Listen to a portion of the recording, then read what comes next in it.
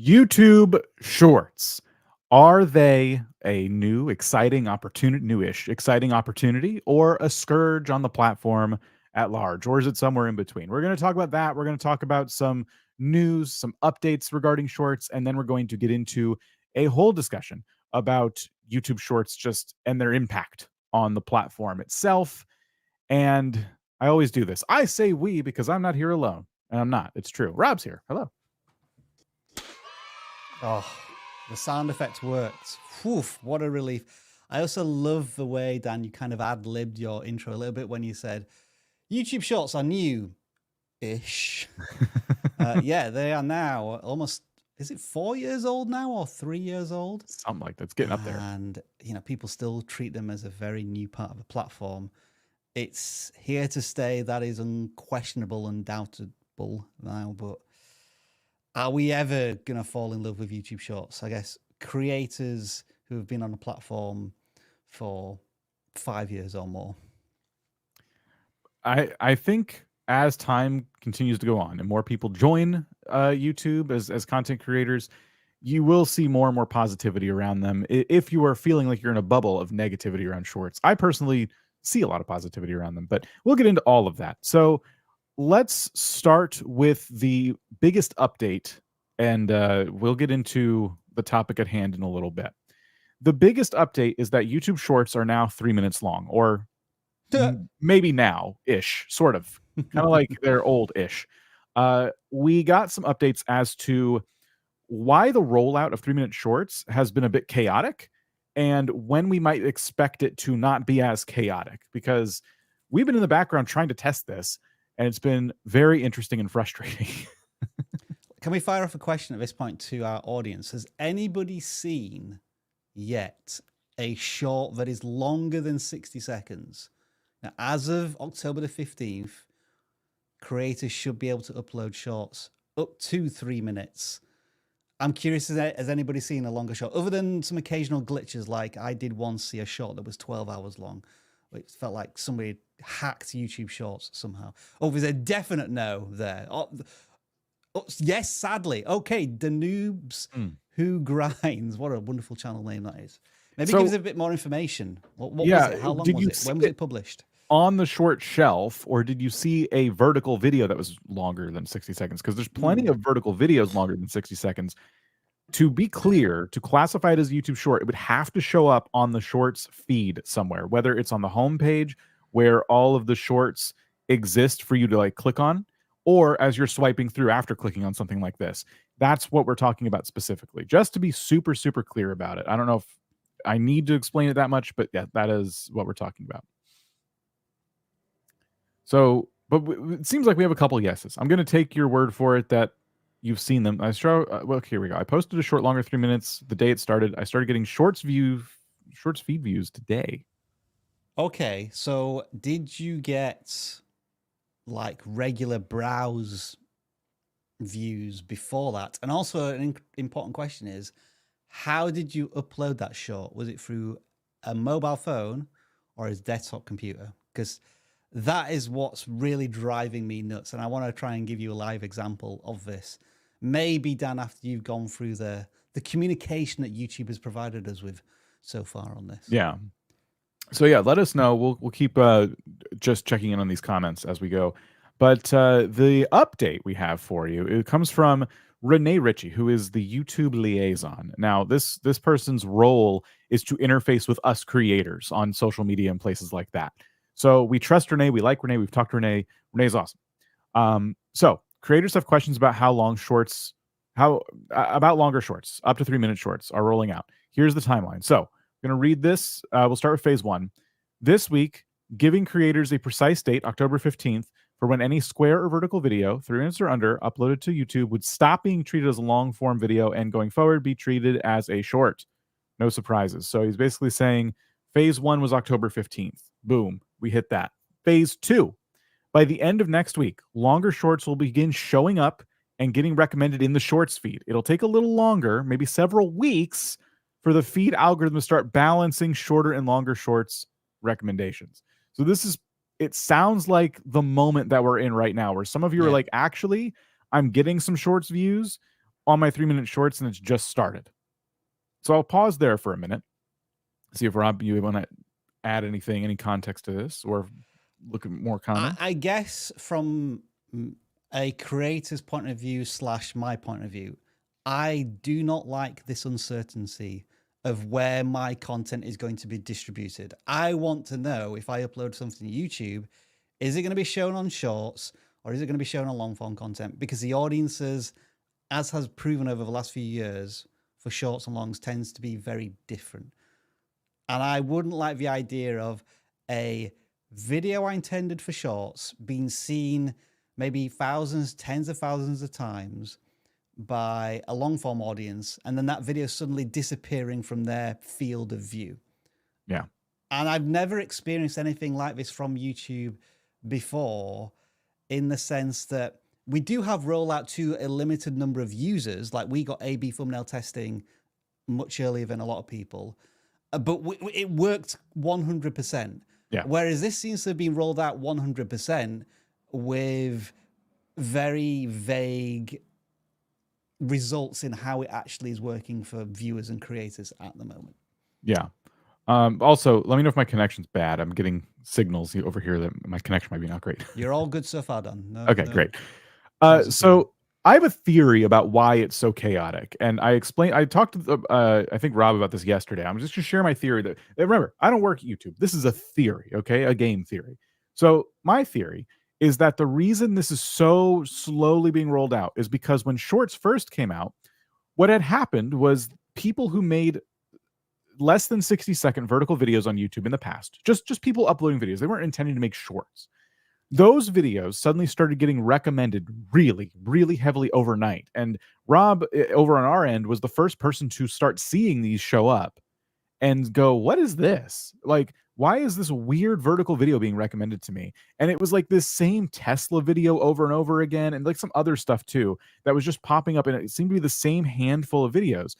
And I think what could happen here is people could see this opportunity to make 3-minute shorts before anyone else, right? Before the wave really starts to pick up, and game the algorithm in a way to try and get their 3-minute shorts recommended ahead of people, as the rush begins.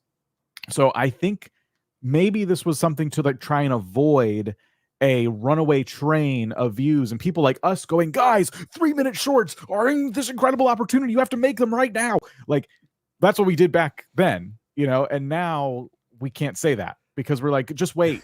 Don't even bother. Just wait. We don't know what's happening. Everybody, don't you think Dan's method acting of your average YouTube creator is just phenomenal? Like, your average YouTube growth channel. Guys! Oh my God! The views, everybody, the views. Where were we? Okay. Back to the tweet, is it? Yes, there's a tweet. Here. There is a tweet. Yeah. Phase 3. By the end of November, longer shorts will move to the short shelf in the subscription feed and to the shorts tab on channel pages. And yes, that's for any longer short uploaded after October 15th start date. So someone has just asked a minute ago in chat, what about like do my old square videos or vertical videos get posted as long form or long shorts? No. Only videos uploaded after October 15th that meet the criteria. So the video we have on our channel right now that you haven't seen yet was uploaded on October 15th, and it's 3 minutes long or just a second under. And so if we posted it right now, it would supposedly by November, end of November, become a short. We'll get to that. Yeah.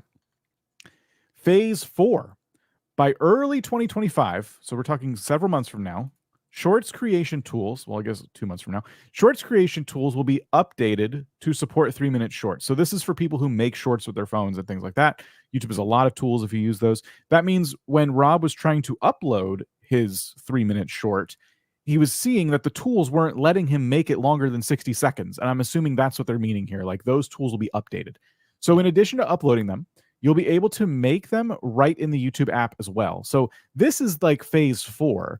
And I wonder, I want to see data on how many people use the app to make their shorts versus people like me who make them and then edit them in Premiere or something and then upload them, whether it's from desktop or my phone.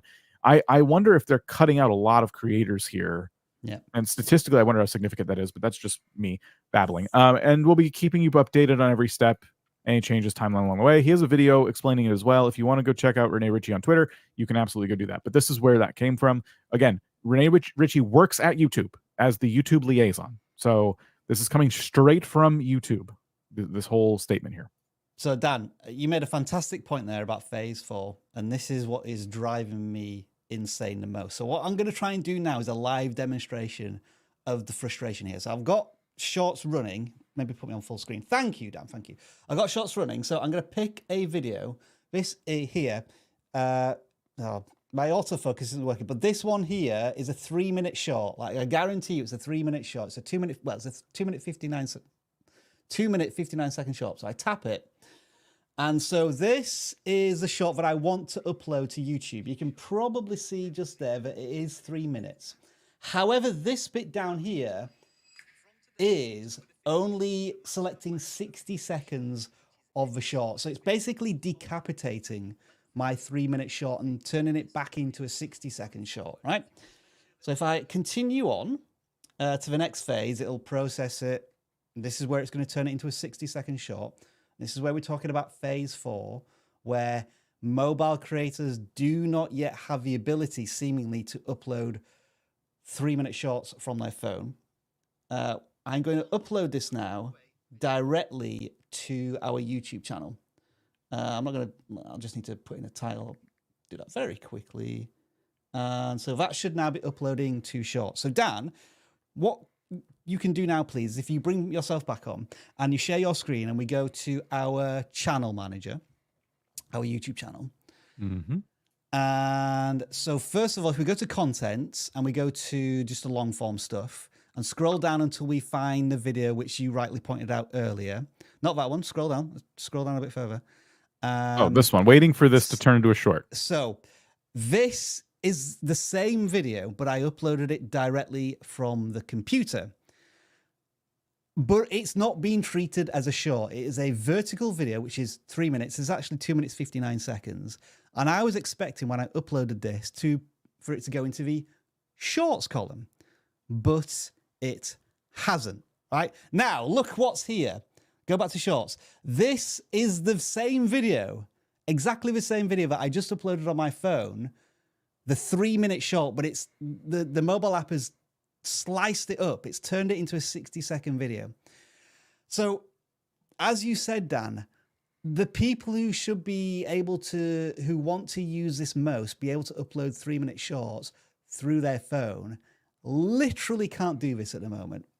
Whereas somebody on a desktop computer seemingly can upload these same 3-minute shorts, but they can't upload custom thumbnails for these shorts. You know, I've gone round in a big circle here, but I've got back to my biggest irritation with YouTube and custom thumbnails.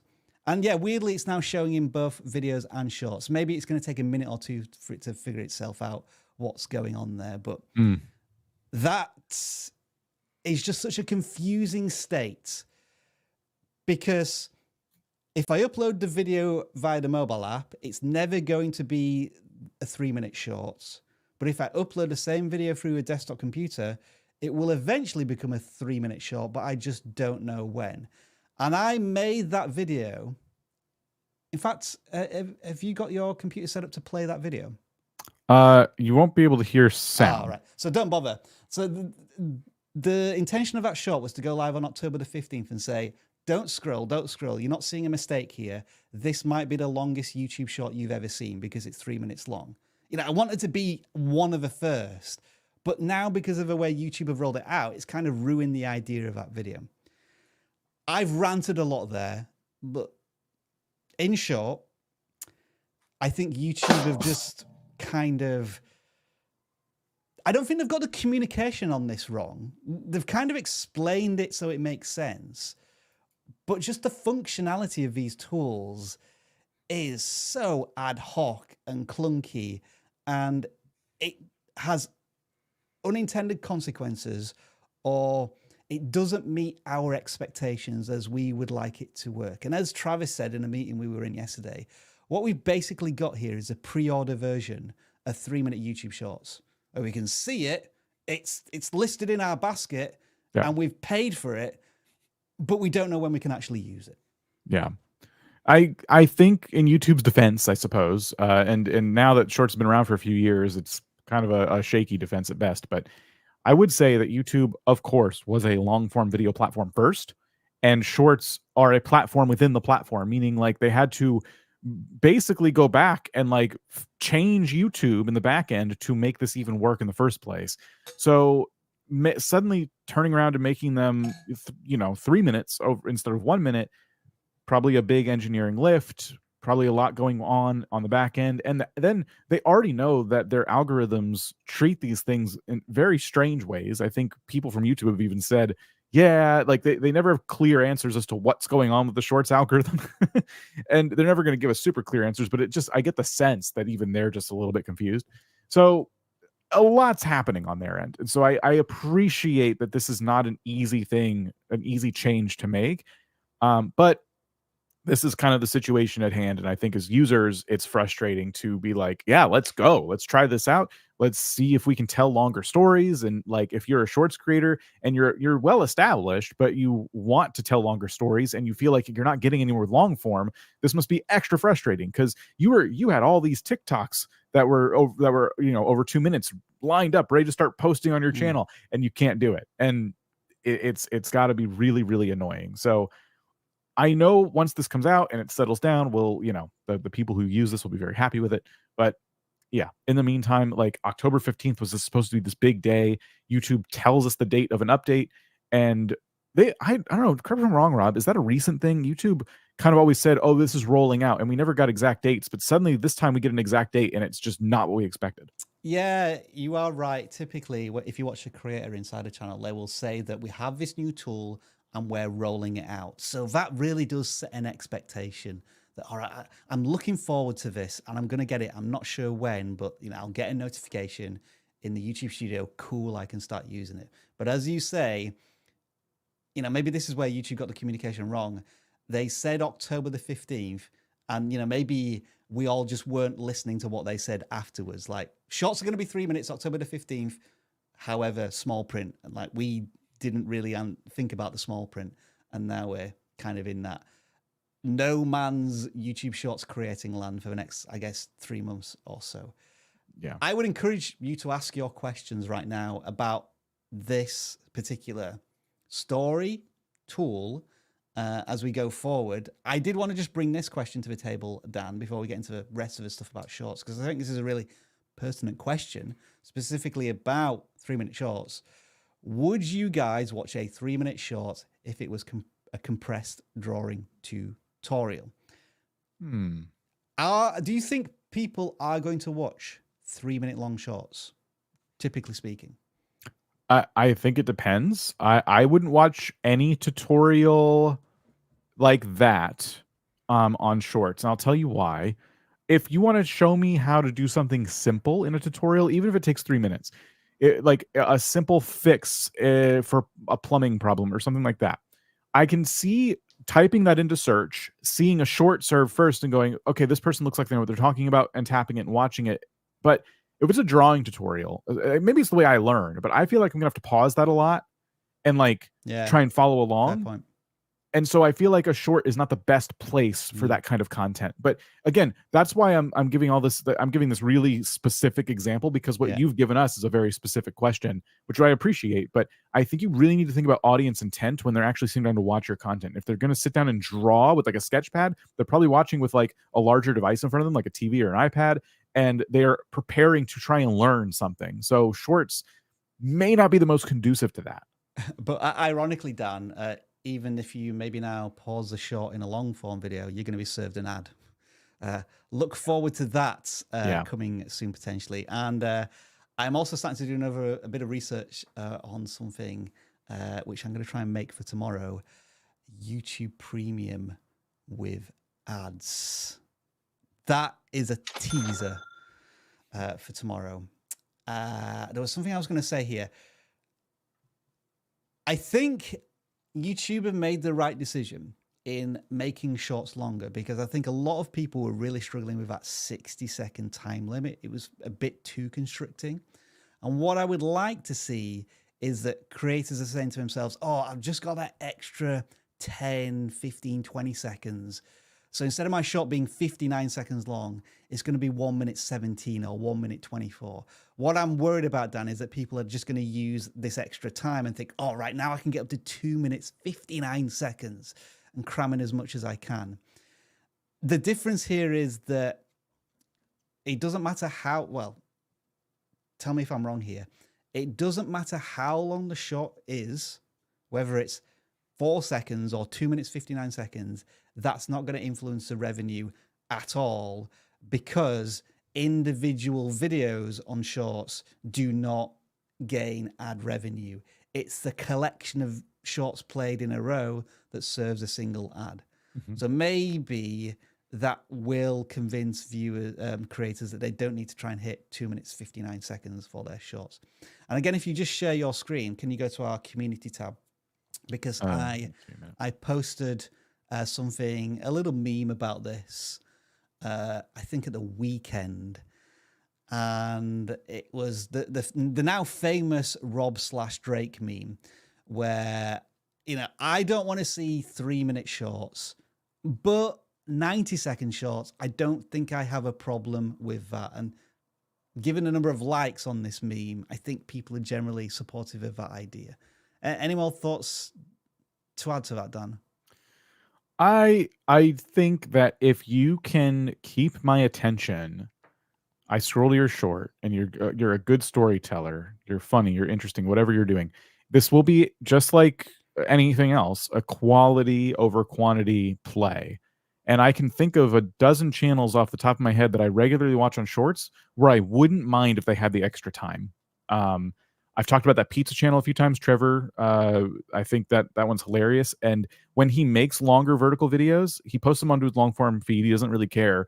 I appreciate them. Sometimes they're about 2 minutes, and I'm like, he did a lot with that time, and I really liked it. And if and for like comedians and stuff like that, I feel like if I feel like they can use 3 minutes really, really effectively.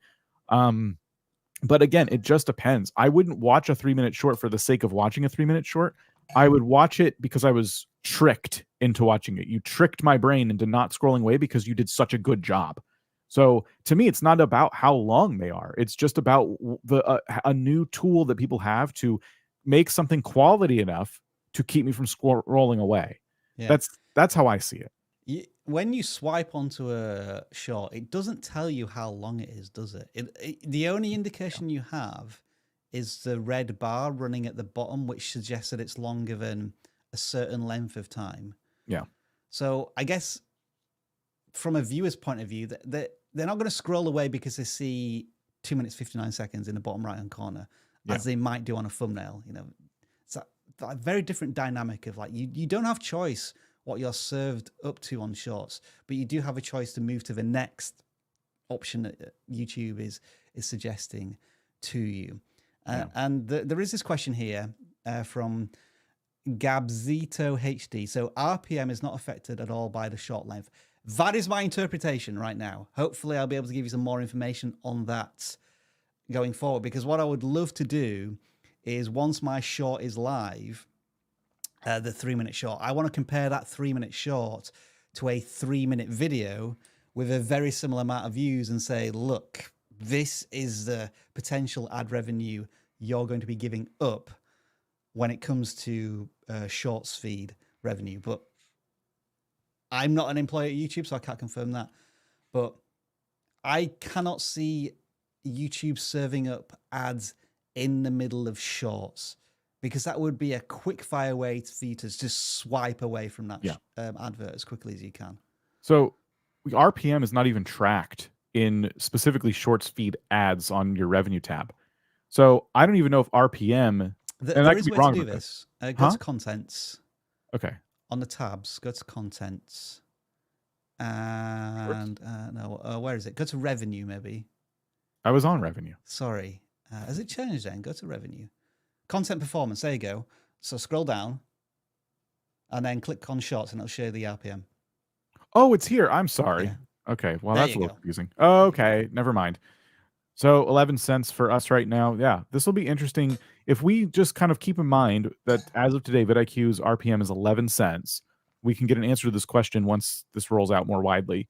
This is, of course, going to fluctuate all the time, but this is probably an average. So that's weird that it's not in the shorts feed as section, but okay. Sorry about that. Whatever. But good question. Do we want to answer more questions specifically about the No, I'm thinking what we should do, Dan, is we should tackle all of the great questions that have now been starred and are lined up. I think we should tackle them as the broader conversation that we're going to have on shorts right now. Okay.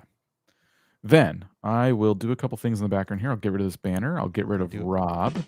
Oh, sorry. I was going to do a drum roll while Dan was getting everything prepped. And if you've been watching these streams for a bit now, you know that we like to do a live portion. Then we kind of do a clap and we go into the live recording portion. So you can look at our last stream from last Tuesday, and we cut out all the stuff at the beginning and the end, and we made kind of a nice, concise little video out of it. So we're going to try and do that again today. Of course, we're recording it live, so anything can go wrong. It's great. So I'm going to do a clap. I'm going to do a bit of an intro. I'm going to reintroduce Rob, which is going to be very confusing for you. And then we're going to begin our regular just planned discussion. All right? Good luck on your flawless hook. Intro, Dan. You had to say that. All right, here we go. YouTube Shorts. Are they the best thing that's ever happened on the platform? Are they a complete scourge to everything we stand for as creators? Or are they somewhere in between? Joining me today is Rob. Hello, Rob. Hey, Dan. How are you? What a great question. And how impartial can we be when we're answering this, along with a whole host of live people watching that we're going to take some of their questions as well while we're answering this big debate. It's almost as big as the US election, but just not quite. It's, yeah, really close, I think. So essentially, depending on the type of creator you are, you're either in love with shorts. It's like the primary way you get your message out there as a creator, or you absolutely can't stand them. You wish they would go away because you look at your YouTube homepage and half of it is taken up by this shorts shelf. Or a third type of creator who's kind of using them in conjunction with making long form videos, and they're just another tool in your YouTube tool belt. If you are watching us live, and this was originally live, you can let us know, by just say shorts only, mix, or longs only in chat, and let us know just how you would perform on YouTube. What is your favorite way of getting your message out? Personally, I like shorts as part of my overall content strategy. And of course, here at vidIQ, we do that as part of our content strategy. Rob, if you were a solo creator, like you retire from vidIQ and you go and you start another tech channel or a golf channel or something like that, what do you think you would do? It's been nice knowing you all, but since Dan has just retired me, I do not need to answer this question. So okay, all right, that's I should have probably known he would do that.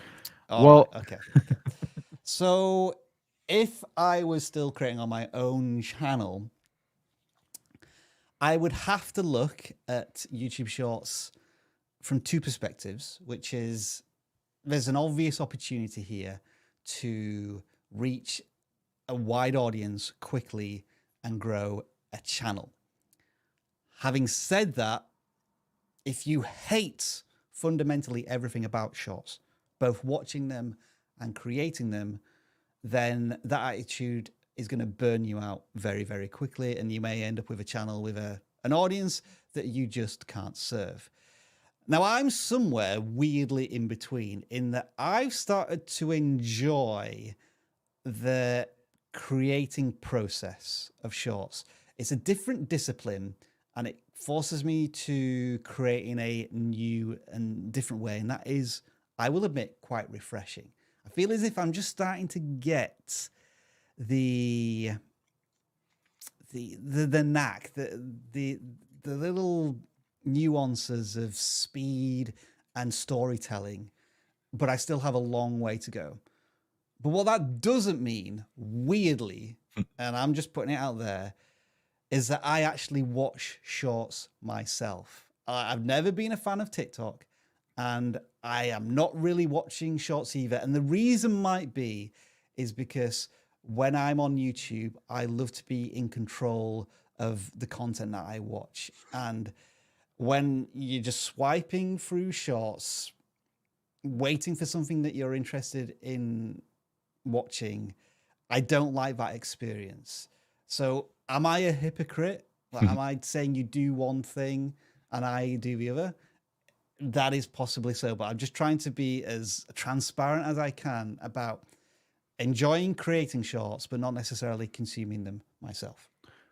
I enjoy watching them, and I probably watch more than I make right now. And I feel like watching them, if your intention is to make shorts, regardless of your goal, I do feel like watching them is important, at least a little bit, to understand the common themes and patterns that are used to try and get people to stop scrolling. And I mean, I've just learned so much from just studying creators who are making shorts. I now have a favorite panel of shorts creators, and my That's good. algorithm has gotten Cool. so good at serving me those creators consistently while also trying new stuff on me. But for the most part, I swipe away pretty quickly, and I just want to see my favorites. So, Dan, to ask, Yeah. should I be putting more faith then in YouTube's shorts discovery engine, in that if I watch enough of the shorts that I find interesting, regardless of whether or not I subscribe to them, it is going to start figuring out the best content? I guess it's similar to the homepage in that I think YouTube does a very good job of showing me the options that I want to watch. So should I trust YouTube with the shorts that it's forcing me to endure for 2 or 3 seconds as to whether I decide to watch them or not? I think so. I Right. Okay. think it does a good job with at least with me. Yeah. Maybe I just like too many forms of content, but I have my favorites now that pop up, and whenever I like, okay, for example, on the home feed, and I'll pull this up so you know what I'm talking about. All right. Yeah. Like right here on YouTube. Now this applies to mobile as well, but what this first short shelf, there are certain creators when they upload a new short, I've caught up on so much of their content that I know it's new, and when I see it pop up here, I will immediately click it. Like, because I'm like, "Oh my gosh, this creator who I love so much has uploaded something new." It's gotten so good that it knows which creators I'm most likely to click from the shelf, and I think it's just, again, that's why I say it's like anything else on YouTube, because this home feed above the short shelf will do the same thing. It'll recommend you a couple new things and then a couple things that you have a history of watching. And shorts, it's the same thing on the shelf, and it feels like the same experience scrolling. So that's me giving shorts a lot of credit there. I do think that it's nailed my interests really well after spending enough time with it. But it takes that patience, that initial, like if you click shorts for the first time on a new YouTube account, you will see the weirdest garbage. No Yeah. offense, but there is some weird stuff. And I've watched people do experiments when they make a new account and go to shorts, and they start scrolling through ones that I remember seeing because they're old now, and they get the strangest recommended, like YouTube Shorts. It's like some weird stuff, and I think it throws a bunch of weird stuff at you, so it can learn very quickly what you're not going to resonate with, because you're going to start swiping, and every swipe is a data point for YouTube. So from an algorithmic perspective, I think the Shorts algorithm has nailed like my interests. And it also, as a viewer of shorts, has made people believe in it as a platform for creators. But again, it all comes down to your goals as a creator. And when I say goals, I want to get into this discussion, Rob, of what do you hope to get out of YouTube Shorts as a creator? Because a lot of people try and use it to, they see numbers, they see sub counts go up. They're like, great, this could be a bridge to getting long form views. And that's, I think, where, at least in our space, a lot of the debate comes from. Yeah. Fair question. I think at the moment, the reason why I'm creating shorts is, first of all, like for my own self development and interest. From a goal perspective, but this isn't going to resonate with that many other shorts creators. I think there is a gap in the search traffic market for shorts, whereby you can discover YouTube Shorts outside of a Shorts feed, whether it be on browse or search. We're finding that a lot of our shorts are going evergreen, which I didn't believe would happen. But we have videos that we made in 2022 2023, shorts were made in those 2 years, that's still getting sometimes scores of views every hour, sometimes more than 100 views per hour. I think one of the simplest videos I made for a YouTube short was how to make your shorts longer, which is ironically out of date now, because it was how to go from 15 seconds to 60 seconds. Yeah. And that video is still getting tons of views. It's probably getting views for the wrong reason now, because people are thinking, oh, like, this will answer how I make my shorts longer. Yeah, of course. But I think that's got like over 1 million views. Not all at once either, like over the course of 2 years. And so I've been going after search-based, utility style, I'm going to answer a question in this YouTube short search type of videos. So, you know, ultimately the goal there is to try and establish vidIQ as the premier destination for answering your YouTube education questions through the medium of shorts. But I'm not using it for revenue purposes. I'm not using it to try and sell a product, because external links don't work. I don't know how well the shopping features will work for us, because I don't know if we can implement, you know, the coaching program or vidIQ Boost into the shopping tools. Right. So it is a bit janky from that perspective. And who knows, maybe in a year or two, I'll decide this project hasn't done what we needed to do here at vidIQ. And yeah, that's when I'll retire and do my own thing, as you have planted in my head. Yeah. So the goal for a lot of creators, I think, the frustration of, like, for example, we're at a time where 3-minute shorts are going to be a thing soon. And a lot of people pointed out immediately, like, does that mean there's going to be more revenue attached to shorts? And this comes from this idea that, like, hey, if shorts are going to be longer, I should get more money because I'm spending more time working on these. And my fear with that is, well, for one, I think if you want revenue, if you want to be a content creator for a living, like, not that revenue means you're doing it for a living, but let's just say for a lot of people it does mean that. You probably want to be diversifying your content strategy beyond just YouTube Shorts. It's fair, get more work, hey, more money please. But I worry that because shorts ads appear the way they do, meaning they're not mid-rolls interrupting a short, they are between what you're watching. It's going to be difficult for, I think, YouTube to perhaps, at least at first, sell advertisers on spending more, right? It's actually less ads being served if you stay in one place. If every single short became 3 minutes tomorrow and they were all good enough to where you'd watch over a minute of them, you're spending less time swiping. So there's less opportunities to serve you an ad. So this is like going to be a truly tricky balancing act. But my last thing I'll say on this before I open up back up to Rob is that my one theory here is, if you are hoping there's more ad revenue in the future, there could be, in the sense that shorts being 3 minutes long unlocks the opportunity for YouTube to say, now it's even more popular. Not only are more people uploading, more people are watching, because longer short form content exists already on TikTok and it's been successful. So if YouTube can have a slice of that pie, they can maybe sell ads for a higher price because it's now a more valuable platform as a whole. So I think it could get there as long as the platform continues to grow in popularity. But I worry right now early on about the balance between how much they can serve you in ads. Maybe we should already know this, Dan, but does YouTube Shorts show ads dependent on how many times you swipe or the length of time you've been watching shorts? Say, for example, you watch 5 3-minute long shorts, and maybe you don't watch the entire length of all of those 3 minutes. Maybe after swiping through 5 long shorts, you've been on shorts for 7 minutes. That would be enough swiping to show an ad. Or maybe it's less. I don't know. Like, is it better to do it by swipes? Like every 12 swipes you see an ad, or is it every 4 minutes you see an ad? I have to try and figure out that in my head when we talk about revenue. It's probably tailored. Again, we're talking about tiny RPMs. So does it really matter? The other thing we have to also appreciate here, as part of the creator community, is that it is almost impossible to stand in the pursuit of progress. And what I mean by that is, 100 years ago, radio ruled communication. 50 years ago, television ruled broad communication. 10 years ago, long form video started to take over.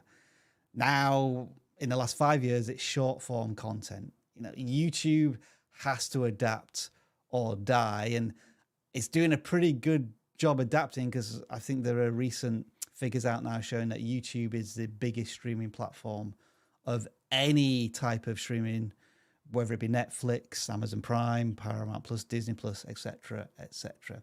And I think somebody's been screaming this in the live comments, that YouTube are preparing for the TikTok ban, which has been ominously circulating and circling the drain now for at least a year. Yeah. If that happens, YouTube are just going to happily step in and oh my goodness, can you imagine if YouTube shut down tomorrow? Sorry, if TikTok shut down tomorrow, all that audience is just going to flood onto the least path of resistance is to just start watching YouTube Shorts. Yeah. And YouTube has to be prepared for that. And I think now, within a space of 3 years, they've built out the platform. I think they've monetized it to a pretty good degree, especially with all these new tools coming like jewels and paid gifts. Some of us may worry about that in terms of gamification and microtransactions and stuff, but it's proven to work. TikTok's ready for all of that, certainly in 2025. So and that's the thing. We don't know if TikTok's going to somehow claw its way out of that scrap, but it's as time gets nearer to that deadline for TikTok, it does look more and more like, wow, this could actually happen. So we'll of course be following that in the background. But I pulled up the stat earlier. It's a bit old now. This is from March, but worth noting. Speaking of just shorts and the short form content taking over, YouTube Shorts alone, 2.3 billion monthly active users, 70 billion daily views. So if you I hate still shorts, can't get my head around that number, Dan. That suggests that every single person on the planet is watching 10 shorts a day. It's wild to think about. How does that work? Yeah. Well, no, it's worse than that, because for every person not watching, there's someone watching even more than 10. I know. So if there's 2 billion people, that's monthly users though, isn't it? So let's say that 500 million people a day are watching shorts. I can't do the maths there, but they must be watching 50 shorts a day.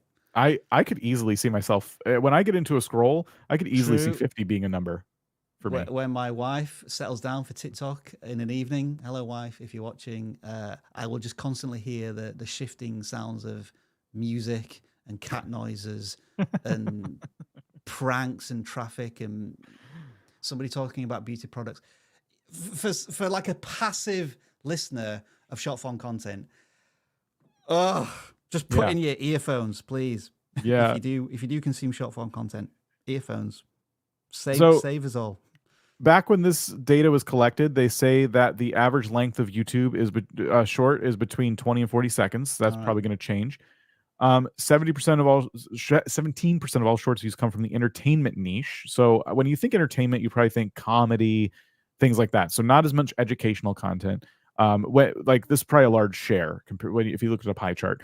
YouTube Shorts creators can earn between 1 cent to 6 cents per 1,000 views. Again, old data here, and it comes from Demand Sage if you want to look up the source yourself. But yes, again, it's all the way back from March. I was trying to find something more recent, but I putting things together quickly. If you see more recent data, please do lean on that.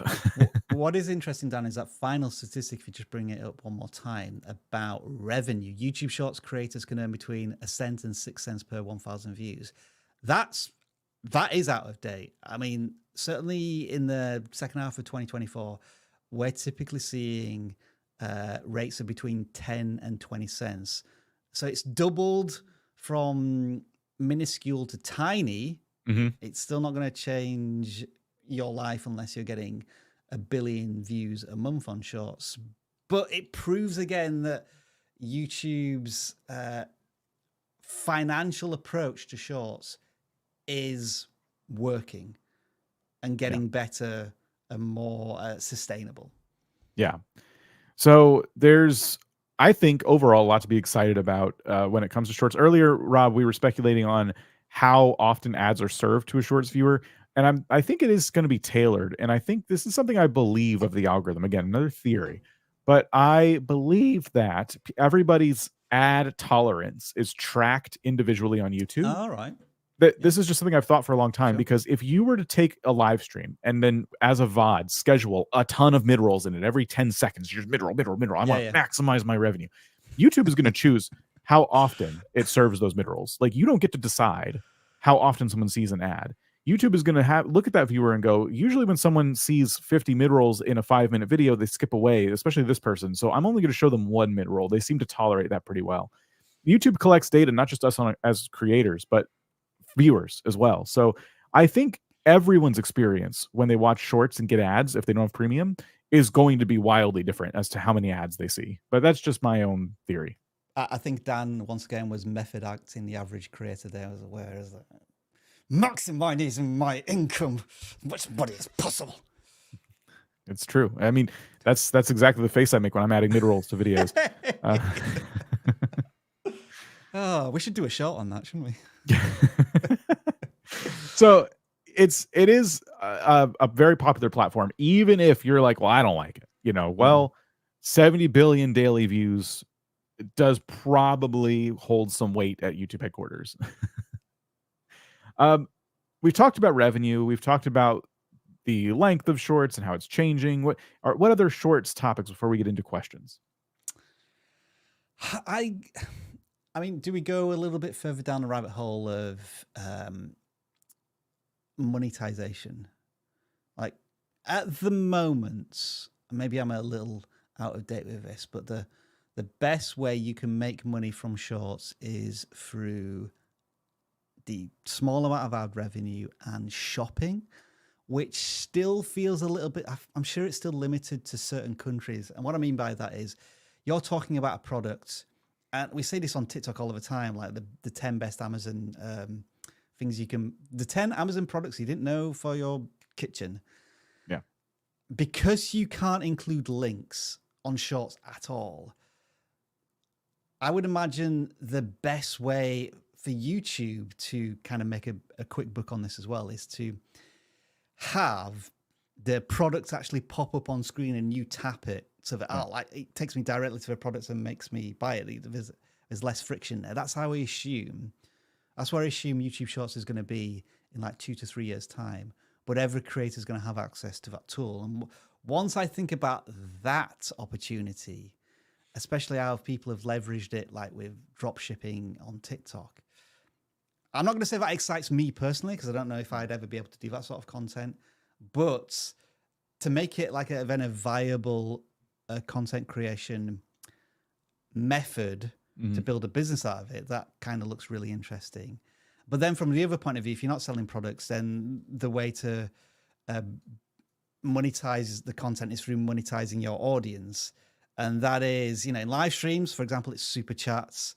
In long form content, you do kind of have a super thanks and you have the ad revenue, but then there's going to be that gifting option where people are sending you gifts and you're kind of reacting to it.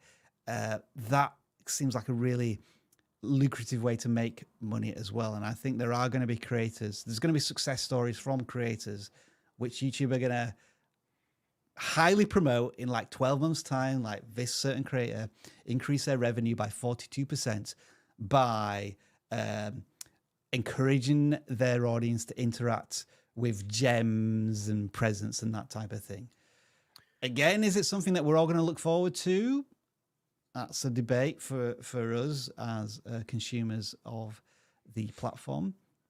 But I think for YouTube and for the creators who take it seriously, it's going to be a good way to make an income.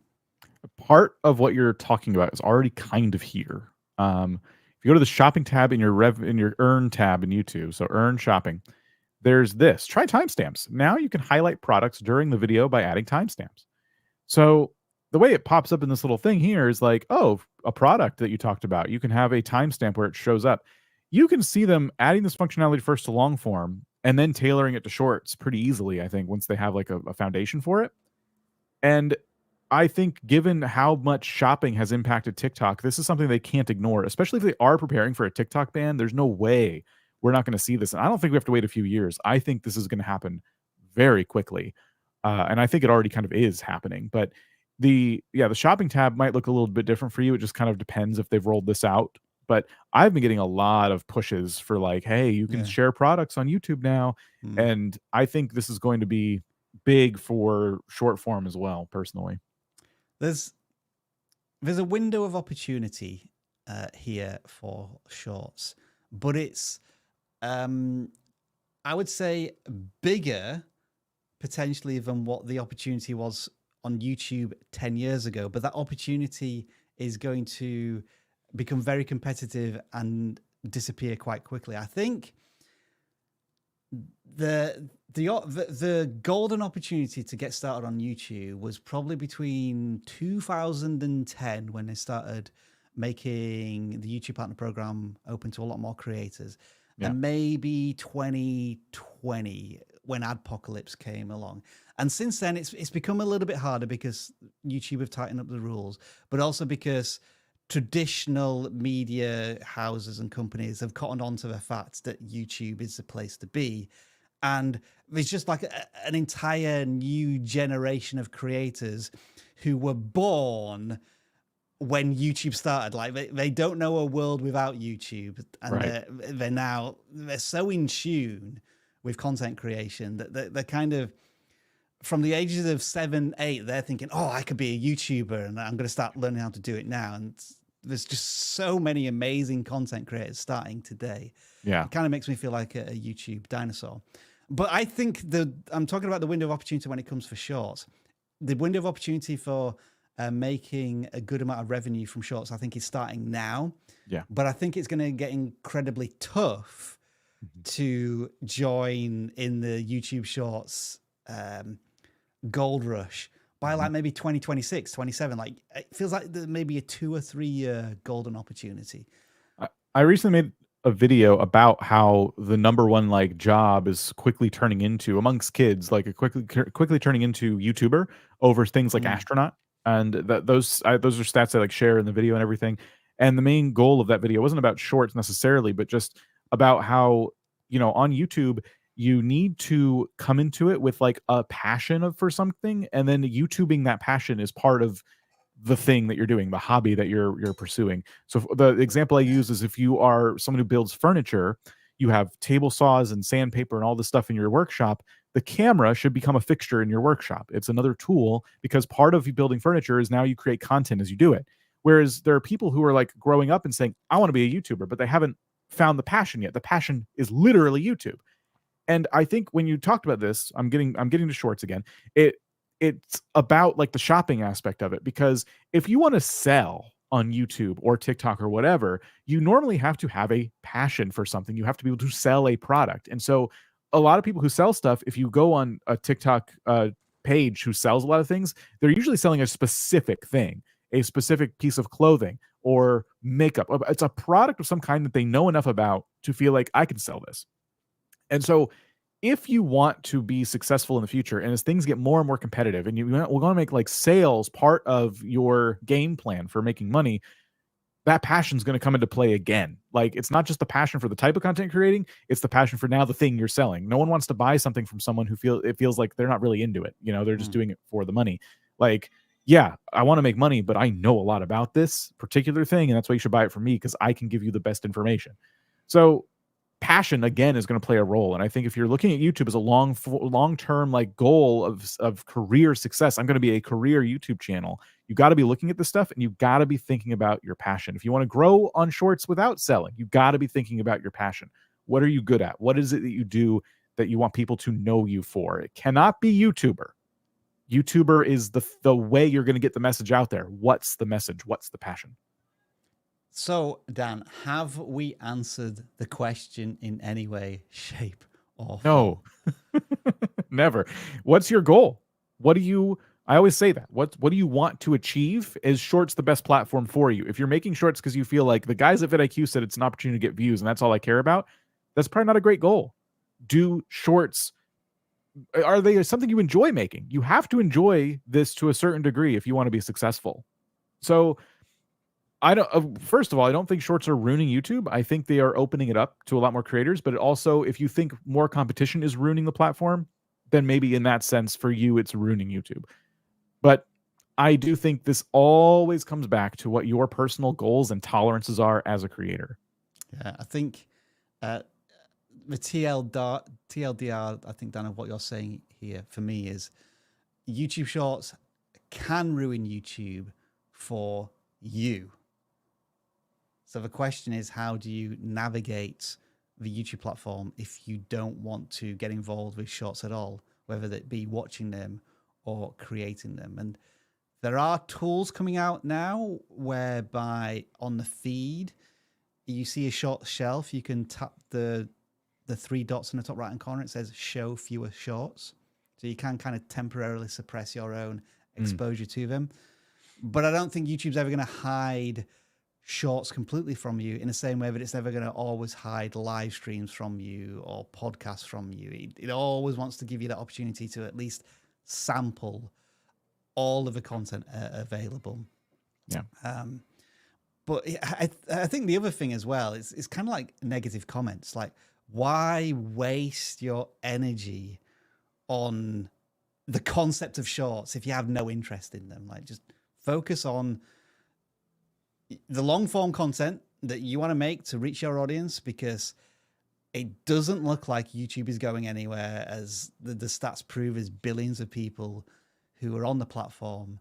The creator economy is continuing to grow at a somewhat exponential rate. So just like focus on you. Don't focus on the shorts if they're of no interest to you.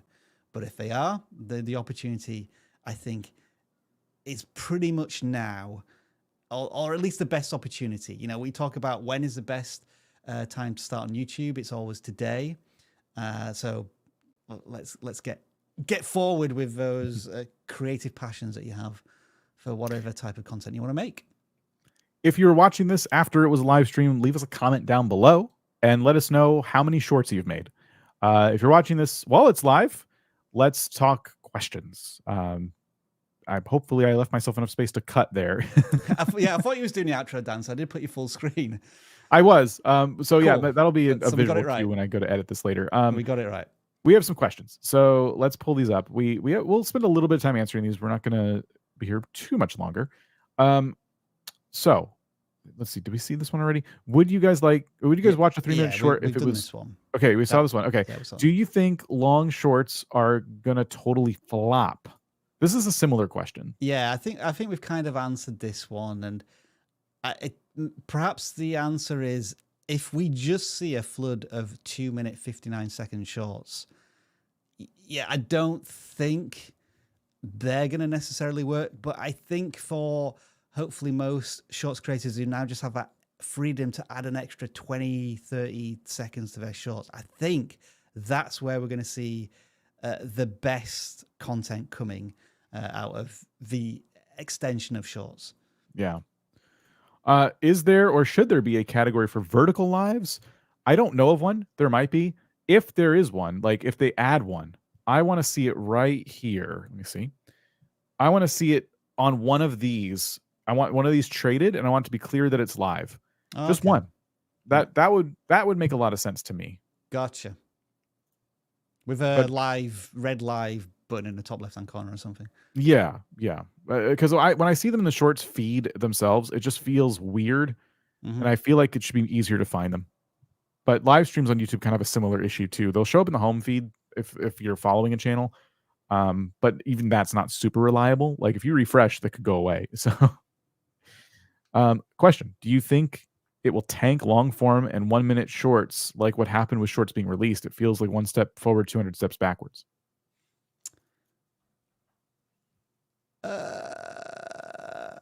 Is the question here the assumption that shorts tanked long form content? Because I don't necessarily subscribe to that opinion. I don't subscribe to that either. I guess it's like if you make videos like clips that are widescreen that are like a minute, why would you just not make that a short? And I still struggle with this too. Sometimes a live stream moment will happen and I'm like, I could make this a horizontal video, or I could make it a short. And I have to ask myself, like, I have to like battle with myself of like which audience it's more catered to. Mm. But I can see it from that angle. I would agree that shorts have been making a lot of noise as YouTube's tried to encourage creators to jump onto that part of the platform. But, you know, anecdotally, it hasn't made an impact on our long form content, even though we are making a combination of shorts and longs. Yeah. Koi-Fish Gaming says, do you think that 3-minute shorts will cater to the same audience that watch current shorts? I don't think the attention span is there. I kind of already gave my thoughts on this about quality and things like that. But what do you think? I'm trying to imagine if, let's say, you tend to watch the longer shorts throughout their duration. Does that mean that what comes next on your feed as you swipe tends to be longer shorts? You know, let's say if you watch 3-minute shorts through to their duration, YouTube then starts showing like the minimum length of a short is 1 minute 20 seconds. But that just sounds stupid as I'm even describing that, because I think YouTube understands that, especially with the ease at which you can, the frictionless way you can move from one short to another, will mean that I think YouTube is gonna always expect. Are you all right then, Dan? Yeah, I'm good. My cat almost fell on me. By your cat. I don't know. I'm sorry, I can't answer that in a very good way. I don't know if I have an answer to that. Yeah, my answer, like I said earlier, is quality. I think the attention spans are not the issue. This is coming from someone who's studying a lot of creators in the gaming space that make 70-hour gameplay videos. And I think it's about intent. You make that content knowing it's probably going to be second monitor content, or it's going to be content someone watches before they go to bed. It's about intent. And like, if the quality is there and people enjoy it, they'll watch all 70 hours. So I don't think this is an attention span question. I think people, if their goal is to game the system, they're probably not going to win unless they make good quality content. If you can fill that 3 minutes with quality, you'll probably find that you're getting views. But if you just make a 3-minute, it's like any video on long form. If you make a 3-minute video, but only 1 minute is any good, worth value or whatever, the video is not going to perform. It's not going to spread because you're not providing the value of 3 minutes. That's my take. Are YouTube Shorts helping creators grow, or are they a distraction for making long form content? That's a really good question. Here's the answer. Yes. Because I think you can say yes to both questions. Yes, YouTube Shorts are helping creators grow if it is their intention and their goal to make YouTube Shorts and build an audience around it. Is it just a distraction from making long form content? Yes. If your goal is to make long form quality content and you're just hearing the constant noise around the opportunities around YouTube Shorts. Yeah. I think you've got to take in the information that you're getting from here, from YouTube, from wherever else you get your YouTube conversation and opinion content from, make an informed and conscious decision on whether you want to do this. And I always say that anything you do on YouTube is probably for the long term. We're not just talking like a 2-3 month distraction here. If you want to make a successful YouTube Shorts channel, you'll be at it for years. And so if you're only just thinking you'll give this a try for 6 weeks, then you'll probably get the results you deserve from 6 weeks worth of trying to figure out YouTube Shorts. You said the word opportunity, and it kind of got me thinking. I've been sitting here trying to think of an analogy ever since you said that word, but I'll just give a crappy one. Right now, you have the opportunity to go into your local hardware store and take advantage of a sale on grills. You know, maybe you live in an apartment. I like where this is going, Dan. Yeah. Maybe you live in a house and you already have a grill. Maybe there's an apartment, but no, you just learned about a sale on grills at your local hardware store, and you have an opportunity to get a grill for a great price. An opportunity only matters to somebody if it aligns with their goals. If you already have a grill, or you live in an apartment or something and you can't have a grill, then you don't care about that opportunity. That opportunity is not relevant to you. YouTube Shorts is an opportunity to grow your channel. But what does grow mean in that context? For a lot of people, they're not going to get monetized if they're just a Shorts creator, off of Shorts alone. They're going to need some work there. Even if they are monetized, though, the money is kind of low. So the opportunity probably isn't money. It could be subscribers, but the subscribers aren't really converting to your long form content because they're primarily Shorts viewers. They don't really care that you're making long form content. It could be views, but when you, again, make long form content, the views aren't moving over to your long form content. So what is the opportunity? If the opportunity that is attractive to you is to grow a Shorts channel, or a channel that primarily makes Shorts, and you want to attract an audience that likes swiping through content all day long, then great opportunity. Because yes, if you make good quality Shorts, then you have the opportunity to grow from that the way you might want to grow.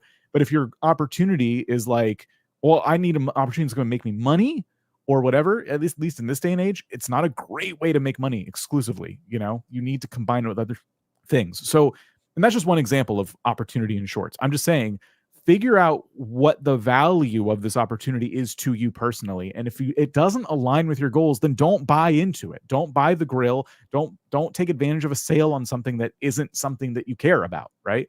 That's like, the word opportunity gets thrown around a lot, but really consider, whenever you see a sale, that's an opportunity. When you're standing next to a crosswalk, let's say you're going to cross the street this way, but the light turns on the other street. You have the opportunity to cross the street in the other direction. But is that a place you want to go? No, wait for an opportunity that aligns with your personal goals. I would have loved to have clipped that into a short down, but I made it too long. Seconds. Yeah. Sorry. Damn. Maybe next month. Do you think Shorts hinder growth from the long form side? Are you going back to the last question? Are you distracted making Shorts instead of long form videos? If you're dividing up your time between longs and shorts, yes, by default. But if you love making Shorts and you love building an audience through Shorts, then maybe that sacrifice is worth doing. Mm-hmm. And we got a super chat here from Roadsters TV. Do we know for sure that YouTube Shorts ruin retention for long form content, and that YouTube shows long form to both audiences on your channel? This is the age-old debate, isn't it, of how do I cross-pollinate my audiences between these two platforms? We don't know for sure because we don't work at YouTube, but everything they tell us suggests that, at least now, people watching tons of Shorts is not going to ruin the discoverability of your long form content, because the watch time and retention is being affected. I think there was an argument that was happening when Shorts were first launched, because I remember Todd talking to Mr. Beast at a VidCon session where he said that the discovery engine algorithms were connected, and what we were finding is when people watch Shorts, they were then recommended more Shorts, and they weren't getting as many long form recommendations. And so they identified the problem there, and they say they've fixed it. Is that true or not? But again, anecdotally, we make long form content. Mm-hmm. We make super long form content with ultimate guides and stuff. We make Shorts. We do live streams. We have podcasts. We even have a course on the channel now. Mm-hmm. And I can't say for certain that any of these branches of content that we make, from a metric point of view, impact another. There may be a distraction, and we may suffer views on one part of the channel because we're focused on something else. But I can't find any data that suggests to me that I can blame the average view duration of our Shorts on how many impressions we get on our long form content. I think we're just trying to clutch at reasons and excuses for why the videos aren't performing as I want them to on the channel. Mm-hmm. From a data perspective, if you go to your audience tab in your analytics, YouTube gives you this data. Formats your viewers watch on YouTube. There's also one that was splitting it. Has that one gone now? Like the people who watch your shorts versus your long form and crossover. Where is that actually? That's what I was originally trying to find. Is it in a content tab? Should be content. Yes. Okay. So the other one's good too, but yeah, this is more relevant. As I was reading, I'm like, wait, this isn't what I was looking for. Okay. So this is the crossover we have of people watching both our videos and shorts. We have 26% of our viewers, right? Now, this is the last 28 days. The data will fluctuate. We're looking at like a lot of different nuances here, but right now, 26% of our viewers are watching both types of our content. Videos to live streams, most of our audience is video only, which makes a lot of sense based on the views. And then shorts to live streams, most is shorts. And again, shorts get more views than the live streams. That makes a lot of sense. This is the one a lot of you are probably most interested in. And this is the one that when I see it on channels, it's the one that seems to be split in a similar fashion where, you know, it's usually one or the other getting more depending on what you put more focus on. And then some middle portion is watching both. Like, yeah, for us, 26% makes a lot of sense. So YouTube is giving you the answer to this. It's saying like, for you, this is like the split with your audience. You decide for yourself if this is like worth it to you, basically. But those are the, I think, two different ways of looking at that question. Yeah. So thank you for your questions. We really appreciate it. And any other final thoughts?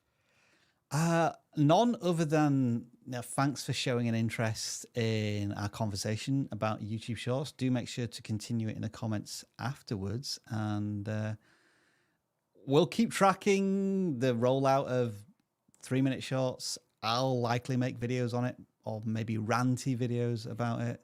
And yeah, just I guess what I always have to go back to is say, all right, YouTube doesn't necessarily get it right sometimes in a rollout of stuff, but the fact that they're giving creators more options to create content the way they want to create it, we always have to thank them for that, because YouTube is still a free platform where if you have a phone and a connection to the internet, you can reach potentially billions of people the moment you publish a video. I know that's a very simplistic way of looking at it, but if you go back 20 years ago, no individual had that sort of reach. The democratization of creativity is what I applaud YouTube for. I'm being a bit preachy now, so I'll probably just leave it there, Dan, and hand you over to go down that thread for just a second as we wrap up here. I'll say that like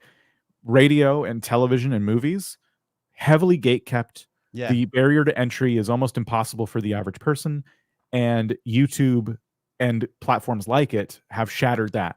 And if you just are a person who has a message to share, or if you're entertaining, funny, whatever it might be, you have an opportunity, if that's valuable to you, to like go on that platform and share a bit of yourself with the world. And perhaps it gets seen. I know you're all here hoping it gets seen, and we can help you with that to a degree. But at the end of the day, it really comes down to what you're passionate about. And that's the gatekeeping that's happening around here. You know, compared to you go and try and be a radio DJ, and I'll tell you what, like you're going to have hardly any luck. Like it's still to this day heavily gatekept. And same with being on television, being, in the movies, even as an extra, all of this stuff, very difficult to do. But YouTube's an opportunity. If you want to go launch a podcast, you can do it right now. You can have that podcast launched within an hour on YouTube. Yeah. So thank you for watching, and we'll be here to have more discussions. So the moral of this live stream, Dan, is let's forget about shorts and 3-minute shorts. Make a podcast. Make whatever you want, I think is the moral. Make shorts, don't make shorts. Make what you want. Enjoy doing it. That's what I'm going to leave you with. Whatever you end up doing, whatever you decide to do it, how you do it, freaking enjoy it. No matter what, it's going to be some work. Just like it, for the love of, please just enjoy whatever process you go down. There's no wrong answers, and I think that's why YouTube is so hard. That's what makes this really overwhelming. But okay. That's a new byline for the vidIQ channel banner tomorrow. What was that? The entire thing? Yeah, no answer is right, or like we don't know the answers. We don't know the answers. Go do what you want to do. All right, everybody. Let's end this before we get into more trouble. Yes. Goodbye. I'm going to keep waving until I see that the live stream's ended on our trimmy thing. I clicked it. Come on. Am I still waving frantically at people? Can you try clicking it? Because something's going on. Dan, you've got a wave then. All right. I'll try ending it.